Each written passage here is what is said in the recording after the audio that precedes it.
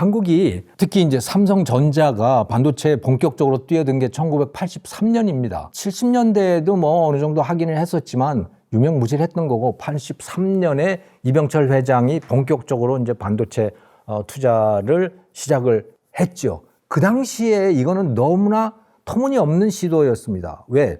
그 당시에 반도체 최강국은 일본이었어요. 압도적인 최강국이었습니다. 전 세계 D램 같으면은 D램의 한 80% 정도는 일본 기업, 도시바라든가 히타치라든가 이런 데가 공급을 하고 있었고, 이거는 뭐 누구도 당할 수 없는 그런 실력이었어요. 가성비라든가 이런 게. 그런데 이게 90년대 중반이 되면 한국이 일본을 추월을 하게 됩니다. 이유가 뭐냐? 몇 가지 이유가 있었어요. 처음에는 한국산 반도체가 일본산하고 비교도 안 됐죠, 그거는. 네. 그러니까 예를 들어서 내구 연수를 한번 생각을 해보시면 일본산 D램 같은 경우는 내구 연수가 한번 쓰면 한 25년 정도 쓸 수 있는 그런 견고함과 성능을 갖고 있었대요.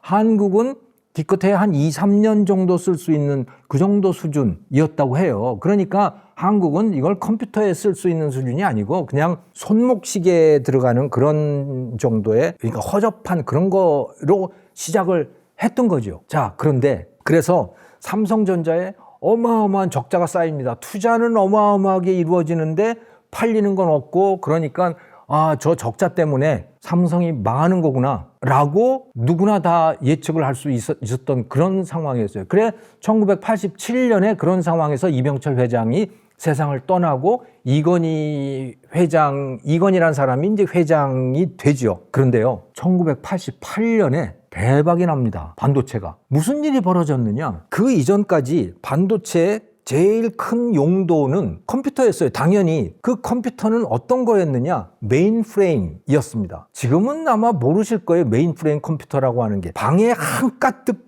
채워져 있는, 벽 한가득 채워져 있는 컴퓨터예요. 그게 바로 컴퓨터였던 겁니다. 그리고 저도 이제 대학 다닐 때 생각을 해보면 제가 75학번인데요. 그런 학번도 있답니다. 그 연대에도 컴퓨터가 있었어요. 그 컴퓨터실에 가보면 컴퓨터가 방 한가득 채워져 있었어요. 근데 그게 지금 우리가 쓰는 스마트폰보다 못한 거예요. 컴퓨터가 그런 시대였던 겁니다. 자, 그런데 스티브 잡스가 PC라고 하는 걸 발명을 하잖아요. 그걸 만들어내잖아요. 그리고 그 PC라고 하는 게 IBM에 의해서 저가로 호환기종을 복제해낼 수 있는 상태가 되어버린 거예요. 그러면서 1984년, 5년 이 무렵부터, 그러니까 그게 바로 한국이 반도체에 본격적으로 진입을 한 그 무렵인 거거든요. 그 무렵부터 저가 PC들이 본격적으로 등장을 하기 시작한 겁니다. 그리고 87년, 8년 그 무렵이 되면 컴퓨터 한 대가, PC 한 대가 한 $1,000, $1,500, 그래서 저도 $1,500 주고 대만산 PC를 샀던 기억이 나요. 제가 그때 미국 유학 중이었는데. 그렇게 된 거예요. 청계천 PC가 본격적으로 나오기 시작하는 그런 거예요. 조립 PC들 이런 것들이 있잖아요. 이렇게 되다가 보니까 컴퓨터 시장, 반도체 시장의 판도가 급격하게 바뀌기 시작하는 겁니다. 어떻게? 싸구려 PC가 나오잖아요. 그러면서 비싼 컴퓨터들이 이제 점점 인기가 떨어지겠죠? 그럼 반도체는 어떻게 되겠습니까? 반도체, 그것도 싸구려 반도체에 대한 수요가 늘 수밖에 없는 거예요. 왜? 아니, 수명 25년짜리 반도체를 수명 2, 3년짜리 PC에다가 집어넣는다? 이거는 계산이 도저히 안 맞잖아요. 수명 짧은 거를 넣어야 이게 당연한 거예요. 한국산 반도체에 대한 수요가 폭발적으로 늘어나게 되는 겁니다. 그리고 일본은 그럼 어떻게 했느냐? 그러면 일본은 수명 짧은 거를 만들어 내야 될 거 아닙니까? 그게 장사가 맞잖아요. 그런데 일본 사람들이 어떻게 했는지 아세요? 더욱더 정교한 반도체, 더욱더 고가의 정교하고 고급스러운 반도체를 계속 만들어낸 거예요. 더욱더 고급으로. 그게 바로 일본의 장인 정신이죠. 근데 팔리겠습니까? 안 팔리죠. 그럼 값이라도 떨어뜨려야 되잖아요. 그런데 미국이 일본한테 압력을 가해서 그때 이제 미국이 일본한테 본격적으로 압력을 가하기 시작한 거예요. 왜? 일본의 산업이 미국을 다 뛰어넘었거든요. 그러니까 미국의 입장에서는 지금 중국을 때리듯이 그때는 일본을 때리기 시작한 겁니다. 1985년부터. 그래서 플라자 협정이라고 하는 걸 가지고 일본 그 엔화 가치 쫙 높이게 했어요. 그래서 일본 수출 상품 값을 쭉 올린 겁니다. 반도체에 대해서는 또 협정을 통해서 어떻게 했냐면 일본 반도체 값을 어느 정도 이하로 못 내리게 막아버렸어요. 그러니까 일본은 제품을 팔 수가 없어요. 워낙 고가인데다가 값도 못 낮추게 됐고 고급이고, 그걸 굳이 다른 나라 이 PC 업체들, 전자제품 업체들이 일본산을 살 이유가 없어진 거죠. 그러면서 한국 반도체 시장 점유율이 쫙 올라가게 되는 겁니다. 이렇게 해서 이제 한국 반도체가 성공을 거둔 거예요. 생산이 늘어나다가 보니까 실력도 늘게 되는 거죠. 그런 과정을 쭉 거쳐왔거든요. 그러다가 98년에 글로벌 금융위기가 있어요. 아시아발 금융위기가 있잖아요. 우리나라는 외환위기를 맞았고 또 수많은 나라들이 그런 위기 속으로 빠져 들어갔어요. 전 세계적으로 수요가 줄어들죠. 자, 그런데 그럼 반도체 수요도 줄어들 거 아닙니까? 근데 삼성전자가 어떻게 했는지 아세요? 치킨 게임을 본격적으로 시작을 한 겁니다. 치킨 게임이 뭡니까? 서로 자동차가 두 대가 서로 충돌하는 방향으로 서로 닥쳐오는 거잖아요. 누가 피할 거냐는 거예요. 안 피하면 둘 다 죽어요. 누군가는 피해야 돼. 근데 안 피하고 끝까지 가는 자는 살아남는 거예요. 혼자. 그게 치킨 게임이거든요. 삼성전자가 그걸 시작한 거예요. 다른 나라들 다 피했어요. 다 피해 나간 거예요. 그래서 다 삼성전자는 계속해서 첨단으로 계속 투자를 늘려가는데 다른 나라 어떻게 했느냐? 대만 반도체 기업들 다 피했어. 더 이상 첨단으로 투자 안 해. 미국도 다 피해. 일본도 다 피해. 그래서 삼성전자만 남게 된 거예요. D램에. 그래서 미국에 마이크론이 남았고 한국에 삼성전자가 남았고 나머지들은 다 피해갔고 이렇게 된 거죠. 그래서 그 하이닉스, 현대전자라고 하는 게 하이닉스가 됐잖아요. 하이닉스도 그래서 망했어요. 그런데 하이닉스는 법정관리 업체가 된 거죠. 네, 망해서 법정관리 업체가 됐는데 나중에 SK가 인수해서 그게 SK 하이닉스가 된 거고요. 나중에 이제 시장이 좋아졌을 때. 그러니까 실질적으로 D램에서는 삼성전자만 남은 거고, 예. 그게 치킨 게임의 결과였다고 보시면 되는 겁니다. 정말 용감했던 거죠. 이런 상황에서 AI 붐이 불기 시작한 겁니다. 그 이전에 이제 코로나라고 하는 게 있었고, 코로나 때 스마트폰 수요가 굉장히 늘었잖아요. 왜? 자택 근무들이 많아졌기 때문에 전 세계적으로. 그 스마트폰 좋은 것들을 사고 새 거 사고 그러니까 반도체도 첨단 반도체에 대한 수요가 늘었고, 그때 한번 대박이 났었고요. SK 하이닉스도 삼성전자와 마찬가지로 그때 대박이 있었던 거죠. 그런데 지금은 이제 또다시 2022년 말부터 이제 코로나 특수가 줄어들어 가지고 이제 반도체 이제 끝난 거 아니야? 그러던 차에 오픈 AI가 챗 GPT 가지고 대박을 내기 시작한 거 아닙니까? 그러면서 엔비디아의 반도체에 대한 수요가 엄청나게 늘어났잖아요. 데이터 센터들을 전 세계적으로 다 만들어야 되니까. 구글도 그렇고 오픈 AI도 그렇고 아마존도 그렇고 뭐 데이터 센터들을 엄청나게 만들고 거기에 이제 GPU와 결합된 그 가속기라고 하는 거, GPU가 제대로 작동을 하기 위해서 HBM이라고 하는 게 들어가야 되잖아요. 그 HBM 수요가 폭발적으로 늘었거든요. 그런데 그 HBM은 뭐냐? HBM은 D램을 여러 겹 쌓아놓은 거예요. D램은 누가 만들어요? 그건 삼성전자, SK 하이닉스, 미국의 마이크론 여기서 만들어요. 대부분 다. 그거를 여러 겹 쌓아서 용접을 해놓은 게 그게 HBM이라고 하는 거예요. 그러니까 이게 잘 나가니까 D램을 만드는 데들이 당연히 잘 나갈 수밖에 없죠. 그런데 SK 하이닉스가 더 잘 나가잖아요. 이유가 뭐냐? 그게 참 묘한 거예요. 이 HBM이라고 하는 아이디어를 내고 처음으로 상품으로 개발한 데가 AMD라고 하는 데입니다. 지금 그 실리콘밸리에 있는 반도체 기업이거든요. 그 이 GPU를 만드는 데들이 제일 큰 데가 엔비디아고 그다음에 AMD예요. 둘 다 대만 CEO들이 일하고 있는 데인데 이 회사들이 뭐냐면 게임 컴퓨터 만드는 업체들인 겁니다. 게임용 반도체를 만드는 데들이었어요. 이게 다. 그게 GPU잖아요. 그런데 AMD가 경쟁에서 이기기 위해서 이제 신제품을 좀 만들어 보려고 어떻게 하면 이 GPU가 더 속도가 빠를 수가 있을까? 속도가 빠르면 빠를수록 이제 그래픽 처리도 잘 되고 게임 속도도 좋아지고 그러니까 이제 그 게이머들이 좋아할 거 아닙니까? 그걸 하기 위해서 그러면 D램 속도가 문제니까 D램을 겹겹이 쌓아서 그걸 잘 연결을 해보자. 그러면 D램 간에 이 데이터가 왔다 갔다 하고 또 이 GPU하고 왔다 갔다 하는 속도도 빨라질 거야. 그래서 이제 그런 거를 설계를 한 거예요. HBM이라고 하는 거를. 하이 밴드위스라고 하는, HB라고 하는 게 하이 밴드위스 메모리이거든요. HBM이라고 하는 게. 그리고 그것의 제작을 누구한테 맡겼느냐? 이걸 누가 해주겠어? 그 SK 하이닉스하고 삼성전자죠. 그래서 여기서 제작을 한 거예요. 그런데 이걸 해서 납품을 받아가지고 실제 게임용 컴퓨터에다가 집어넣어 봤는데 이 게이머들 반응이 영 시원찮은 거예요. 돈만 더 많이 들어가고. 그래서 AMD가 이거 포기했습니다. AMD가 포기를 했는데 그러다가 보니까 삼성전자도 이거 괜히 그냥 돈만 쓰고 했네. 그래서 삼성전자도 그래서 포기를 한 거예요. SK 하이닉스는 그 팀을 그대로 유지를 했어요. 그런데 AI가 대박이 터진 거예요. 그리고 엔비디아가 대박이 터지게 된 거죠. 그러니까 HBM을 계속 만들고 있는 데는 어디입니까? SK 하이닉스죠. 부랴부랴 삼성전자도 다시 그걸 만들기 시작했는데 SK 하이닉스만큼 빨리 나가지는 못하고 있는 상황인 거고, 그래도 제일 실력이 좋은 데가 SK 다음에는 삼성전자고 마이크론이고 뭐 이렇게 된 거죠. 그래서 대한민국 반도체가 이렇게 뜬 거라고 보시면 되는 겁니다. 그런 과정들을 거쳐왔어요. 하지만 한국은 이 파운드리라든가 이런 거는 아직 잘 안 되고 있는 상황이에요. 우리는 메모리 가지고 지금 대박을 내고 있는 상황이다. 이렇게 이해를 하시면 되겠죠.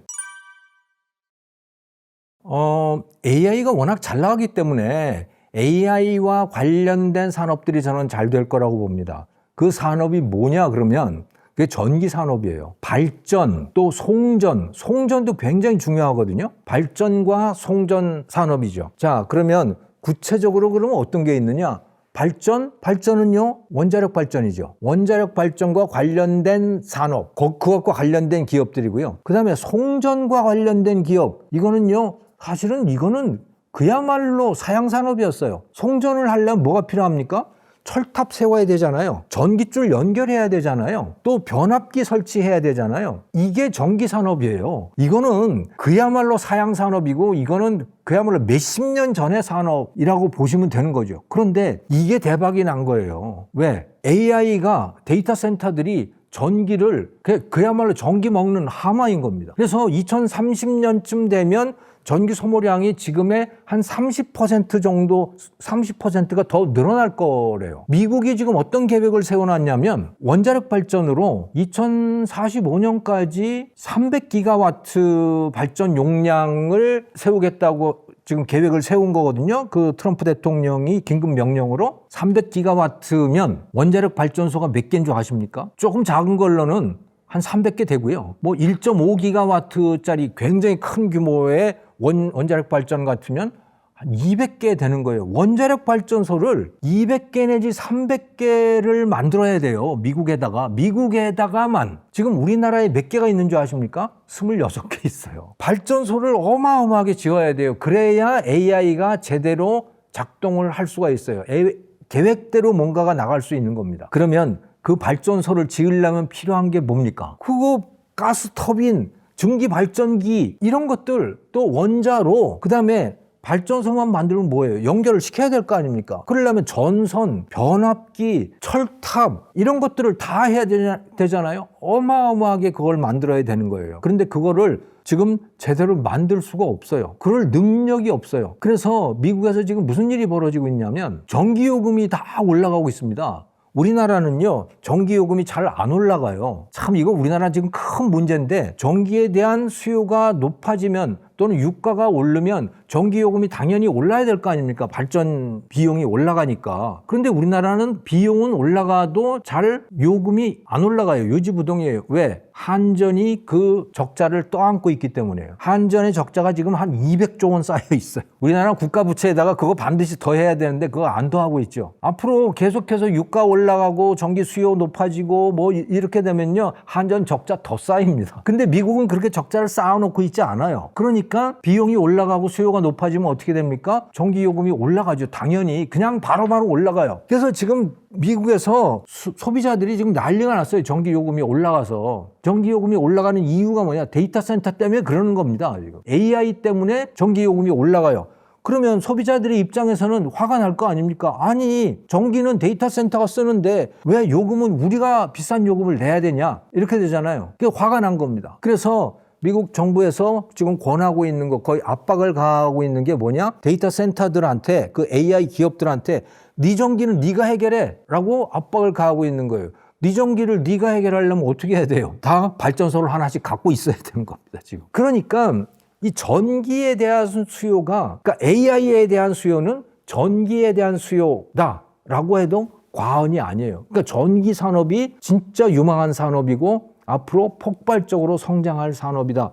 이렇게 이해를 하시면 되겠죠. 그 다음에 또 수요가 늘어날 산업은 소위 히토류라고 하는 이 광물질에 대한 수요라고 보시면 되는 겁니다. 전 세계 그 히토류 공급의 90%, 최종 제품 공급의 90%를 중국이 담당을 하고 있거든요. 네, 다 중국 거 수입해다가 쓰고 있어요. 그 히토류 대표적인 게 자석이죠. 뭐 자동차도 그렇고 뭐 자석 쓰는 데들이 얼마나 많아요. 무기에도 자석 쓰고 전자제품에 자석 쓰는 데들이 굉장히 많아요. 그 자석 대부분 중국에서 오고 있는 거예요. 그런데 중국이 그 무기화를 시작했잖아요. 너 내 말 안 들으면 히토류 제품들 공급 안 해주겠어? 라고 무기화를 시작했어요. 그러니까 나라들마다 다 지금 뭐 난리가 났어요. 히토류를 스스로 해결을 해야 되는 상황이 되는 겁니다. 그 히토류라고 하는 거, 그거는 이제 히토류가 포함된 흙이 있거든요. 그 흙을 채취해서 그걸 가지고 희석을 해서 거기서 광물질들을 끌어내야 되는 아주 원시적인 산업이에요. 공해 물질이 어마어마하게 나오는 그런 산업인 겁니다. 그런데 이거 과거에는 중국이 다 알아서 했어요. 그러니까 다른 나라들은 뭐 중국 거 사다 쓰면 되지, 오염은 네가 알아서 하고 우리는 그런 공해 산업 같은 거 안 할 거야. 이렇게 됐는데 이제 다 할 수밖에 없는 상황이 된 겁니다. 그러니까 그 산업들이 지금 다 뜨고 있는 거죠. 고려 아연이니 뭐 하는 데들이 뜨는 이유가 바로 그래서 그러는 겁니다. 그래서 이런 광물질과 관련된 기업도 뜰 수밖에 없다. 또 방산들도 그렇고 원전 뭐 이런 것들이 다 이제 지금 뜨고 있는, 앞으로 계속 뜰 수밖에 없는 그런 산업. 특히 우리가 좀 생각하면 좀 의아한 것들이 전선 산업, 뭐 LS 전선 뭐 이런 데들이 있잖아요. 이런 데들이 좀 의아하지만 뜰 수밖에 없는 그런 데들입니다. 변압기 만들고 하는 데들이. 그런 제조 능력이 필요한 것들, 그걸 우리나라가 잘하고 있는 겁니다. 그러니까 이것은 재래식 산업들인 거예요. 재래식 산업인데 이게 지정학적인 반사 이익을 꽤 누리고 있는 거다. 지금 현재 우리가 주력 산업으로 삼고 있는 게 1973년부터 본격 시작한 중화학 산업이라고 하는 것들이잖아요. 이게 조선, 또 원자력, 또 철강, 기계, 석유화학 이런 것들이거든요. 이것을 우리가 1980년대에 일본을 누르고 일본을 뛰어넘어서 세계 최고의 실력을 우리가 갖추게 됐던 거예요. 우리 한국한테 추월을 당해서 일본에 해당 그런 산업들이 대부분 다 유명무실해진 그런 상황이 된 겁니다. 그런데 2000년대 이후에 어떻게 됐느냐? 중국이 급격하게 추격을 해왔어요. 한국이 주력 산업으로 삼고 있는 거를 중국이 다 자기들도 주력 산업으로 한 거예요. 우리가 일본을 그렇게 추격했듯이 중국이 급격하게 추격을 해왔고 2020년대에 들어서게 되면 대부분 분야에서 다 그거를 한국에 근접했거나 뛰어넘었거나 이렇게 됐었어요. 그런데 한국하고 중국이 같이 경쟁을 하면 같은 시장에서 한국이 당할 수가 없는 상황이 된 겁니다. 그런 현상이 대표적으로 일어나고 있는 산업이 석유화학, 철강 이런 것들이에요. 그래서 포항제철이 지금 굉장히 난감한 상황이고 여수라든가 이런 데에 있는 석유화학 단지가 뭐 거의 도시가 소멸한다는 얘기가 나올 정도까지 그렇게 되어 있잖아요. 그럴 수밖에 없는 게 그게 중국이 다 뛰어넘었기 때문에 그렇게 된 거예요. 자, 그런데 2020년대에 들어서 또 묘한 일이 생긴 거죠. 그게 뭡니까? 미중 갈등이에요. 미국과 중국이 본격적으로 싸우기 시작한 거고요. 미국이 중국을 떼어내기 시작한 겁니다. 그렇게 한 대표적인 산업이 반도체라고 보시면 되는 거예요. 반도체도요, 2020년 고 무렵에 화웨이가 스마트폰으로 삼성전자 갤럭시를 시장 점유율을 뛰어넘었어요. 급격하게 추격해서 뛰어넘었거든요. 그런데 그 다음에 화웨이가 스마트폰을 거의 포기하다시피 했죠. 왜? 반도체를 구할 수가 없었던 거예요. 그러니까 화웨이는 스마트폰을 어떻게 만들었냐면 나머지 것들은 자기가 다 그 자체 생산을 하지만 반도체는 TSMC, 대만의 TSMC에다가 맡겨서 제작을 했습니다. 반도체 설계는 자기들이 했어요. 중국이 반도체 설계는 잘합니다. 첨단 반도체 설계를 잘해요. 그런 엔지니어들이 많이 있어요. 그런데 현장에서 그걸 제조를 못해요. 그 제조하는 능력은 TSMC를 따라갈 수 있는 데가 없습니다. 그러니까 뭐 2나노, 3나노짜리 반도체를 중국이 설계를 한다. 그거를 스스로 못 만들어요. 그걸 TSMC에다가 맡겨서 만들어야 돼요. 그런데 트럼프가 TSMC에다가 압박을 가해가지고 중국제 만들어주지 마 이렇게 한 거잖아요. 그러니까 화웨이가 중국 기업들이 첨단 반도체를 조달을 할 수 없게 된 겁니다. 그럼 당연히 스마트폰도 못 만들어요. 이렇게 돼서 거의 퇴출되다시피 했어요. 아마도 그때 그런 조치가 없었으면요, 한국 스마트폰 지금 거의 끝났을 것이고 저는 반도체도 끝났을 거라고 생각을 합니다. 왜? 설계는 잘한다 그랬잖아요, 중국이. 그거를 TSMC에다 맡겨서 생산한다 이거. 그러면 얼마든지 중국이 최첨단 반도체를 스스로 조달할 수 있는 시스템이 되는 거예요. D램도 말이죠. 메모리 반도체도 지금 삼성전자, SK 하이닉스가 제일 잘 만들잖아요. 이거 만약에 미국이 중국 제재하지 않았으면요, 어림도 없는 일입니다. 왜? 중국이 뭘 했을까요? 사람 다 빼갑니다. 지금도 중국에서 아름아름 몰래 일하는 한국 엔지니어들이 얼마나 많은 줄 아세요? SK 하이닉스 출신, 삼성전자 출신. 그거 하다가 걸려가지고 재판받고 그런 사람이 얼마나 많습니까? 지금 미국이 제재하고 있는 상황에서도 이런데 만약에 제재하지 않았다면 어떻겠어요? 중국이요, 엄청난 돈 줘서 다 데려갔을 거예요. 지금 다 뛰어넘었을 거라고 저는 봅니다. 미중 갈등 때문에 그나마 요걸 유지하고 있다 이렇게 보시면 되는 거죠. 그러니까 한국의 이 제조업에서의 우위라고 하는 거, 그것의 상당 부분은 중국과 러시아가 배제된 시장이 만들어졌기 때문에 최근에 들어서 반도체가 그렇고 그다음에 방산도 그렇고 원자력 발전도 그렇고 지금 다 그런 겁니다. 우리가 지금 뜬다는 조방원 산업이라고 하는 게 다 그래서 뜨는 거고요. 그러니까 이게 지정학적인 갈등의 반사이익을 우리가 누리고 있다 이렇게 보시면 되는 거죠. 하지만 첨단 산업들에서는 한국이 그렇게 잘하고 있지 못해요. 그 첨단 산업이 어디입니까? 그게 AI잖아요. 새로 생겨난 산업. AI. 한국 형편없어요. 또 드론? 이거 첨단 산업이죠. 형편없어요. 우크라이나나 이런 데하고 비교해서, 이란하고 비교해서도 우리가 안 돼요. 그러니까 우리가 지금 강세를 보이고 있는 산업들은 대부분 1970년대에 시작을 해서 1980년대에 일본을 추격하는 데 성공한 산업들. 그게 지정학적인 반사이익을 보고 있다. 이렇게 이해를 하시면 되겠죠. SMR이라고 하는 이 용어가 많이 돌아다닙니다. 이거는 우리말로 번역을 하면 소형 Small Modular Reactor라고 하는 거예요. 소형 모듈 방식의 원자로입니다. 그게 SMR이거든요. 소형은 알겠죠? 그러니까 보통 대형 원자로들이 우리가 알고 있는 원자력 발전소, 그러니까 왜 큰 전기탑이 서 있고 그런 것들이 있잖아요.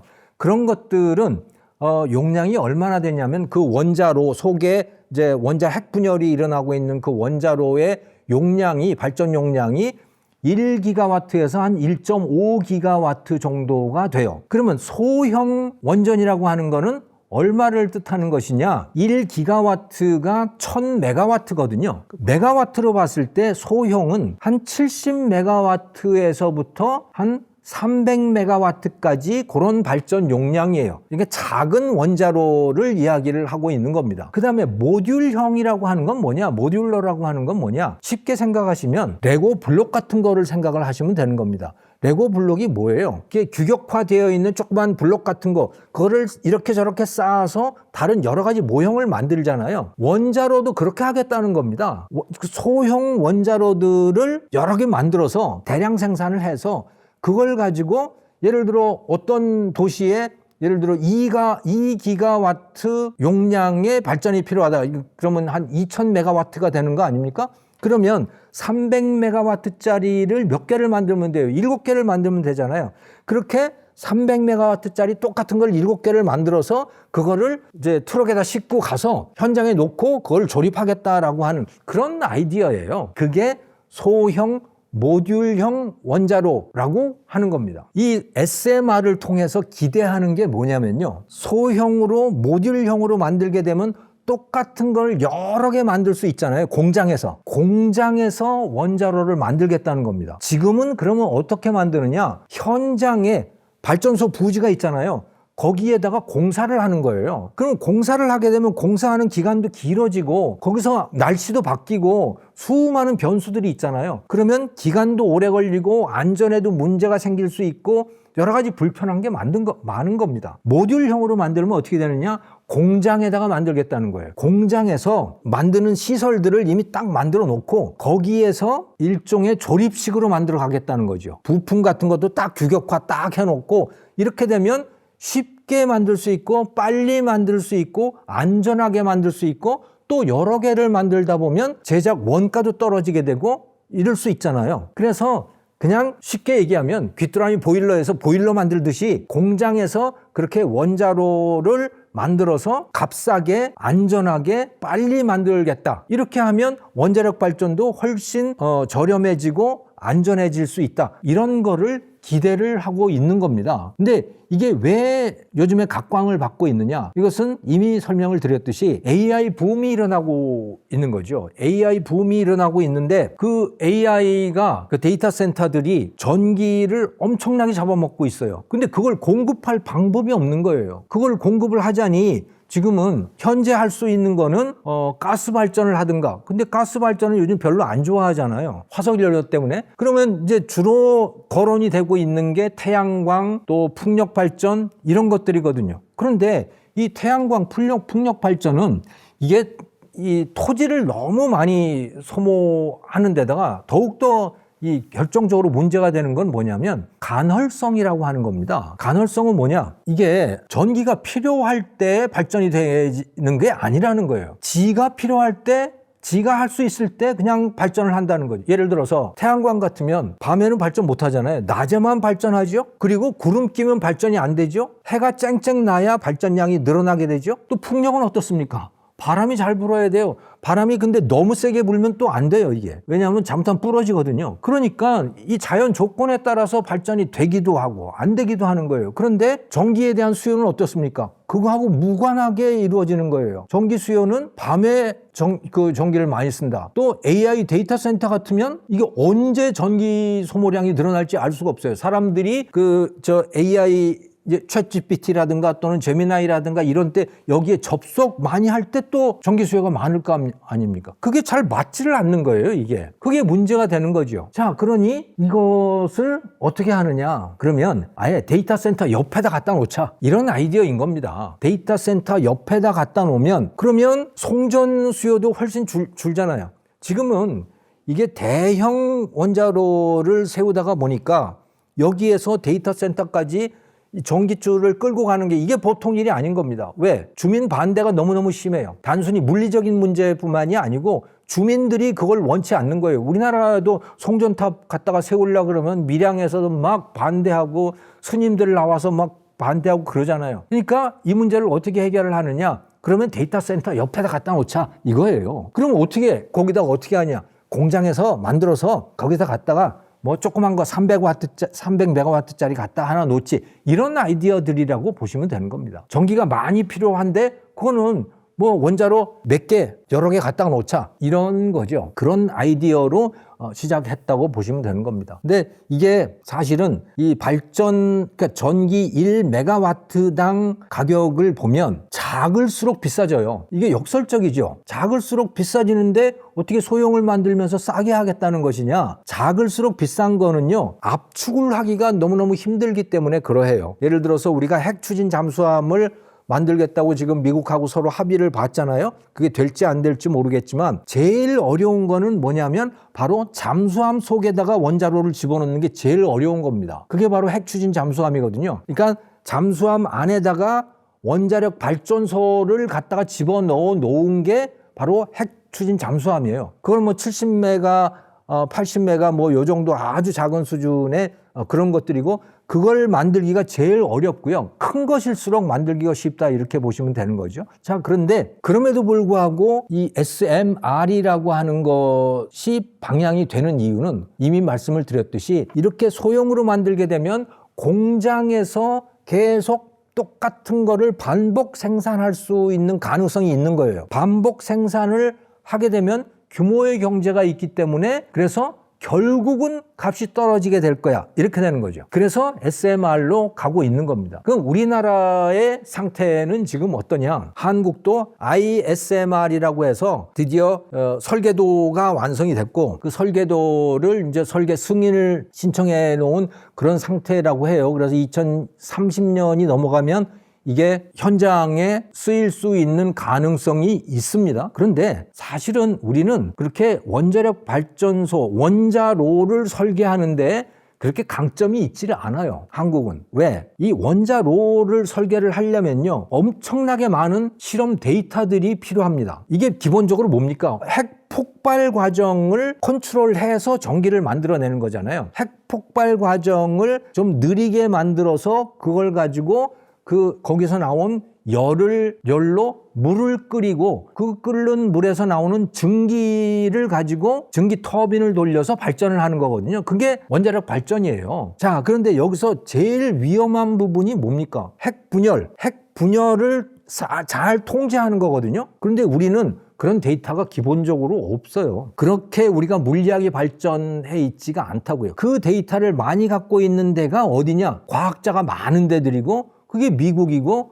러시아고 뭐 이런 거죠. 그러니까 그들은 수많은 실험을 통해서 요걸 조건을 요렇게 바꾸면 핵 분열 과정이 요렇게 바뀌더라 뭐 하는 그런 데이터들을 쫙 갖고 있어요. 우리나라는 그런 데이터가 사실은 거의 없다고 보면 되는 거예요. 우리가 스스로 운영해 본 그 원자로 내의 데이터들만 갖고 있는 거죠. 근데 그 데이터는 기본적으로 뭐냐? 미국의 웨스팅하우스 또는 어쨌든 미국의 설계도를 갖고 만들어 놓은 그런 것들인 거예요. 우리가 그래서 미국 설계도를 쓰기 때문에 한국이 원전 수출할 때 항상 미국의 웨스팅하우스 같은 데가 계속 시비를 걸고 있는 겁니다. 자, 그래서 우리는 설계에 그렇게 강점을 갖고 있지 않아요. 근데 강점이 있는 게 있습니다. 그거 제조 능력 또 건설 능력인 거죠. 예를 들어서 제조 능력이라고 하는 건 뭐냐? 증기 터빈입니다. 이미 말씀을 드렸듯이 이거는 물을 끓여서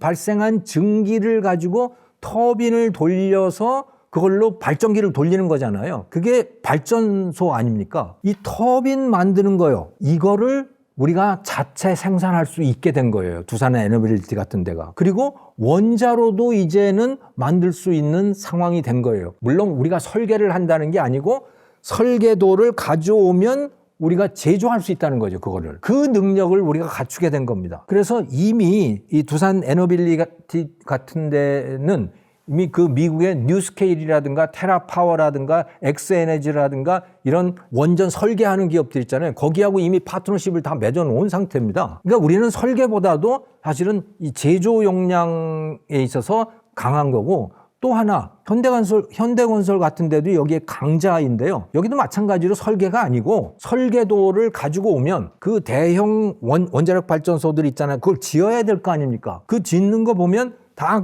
그 콘크리트잖아요. 그게 매우 견고하고 오래가는 콘크리트 구조물을 만들어내야 될 거 아닙니까? 그거를 제일 잘하는 데가 어디냐? 그게 현대건설인 겁니다. 그래서 현대건설도 이미 미국의 이 원전 업체들하고 이미 파트너십을 맺어놓고 있는 것이고, 그게 원자력 발전이 지금 대세가 되어 가고 있는 상황이거든요. 전 세계적으로 보면. 왜? 이미 말씀을 드렸듯이 이 재생에너지만 가지고는 이 전기 수요를 감당을 할 수가 없기 때문에, 그리고 지금 석유가 또 이렇게 문제를 계속 속을 새기고 있는 거 아닙니까? 석유, 가스 뭐 이런 것들이. 그러니까 이제 스스로 발전을 할 수 있는 원전 쪽으로 갈 수밖에 없는 거고, 그렇게 하려면 터빈 또 원자로 또 이걸 그 콘크리트 구조물을 만들어낼 수 있는 실력, 그게 이제 한국 기업들이라고 보시면 되는 거죠. 그래서 한국이 원전 강국이 되어 있는 겁니다. 물론 여기에는 역시 마찬가지로 지정학적인 반사 이익이라고 하는 게 있어요. 이 원전을 제일 잘 만드는 나라가 어디냐? 제일 잘 만들고 제일 많이 만드는 나라가 러시아고 중국입니다. 그런데 서방의 많은 나라들은 이 중국과 러시아에다가 이렇게 국가의 운명이 달린 프로젝트를 맡길 수가 없는 상황이 된 거고, 그래서 한국이 반사 이익을 누릴 수 있게 된 거죠. 또 이렇게 이해하시면 될 것 같습니다.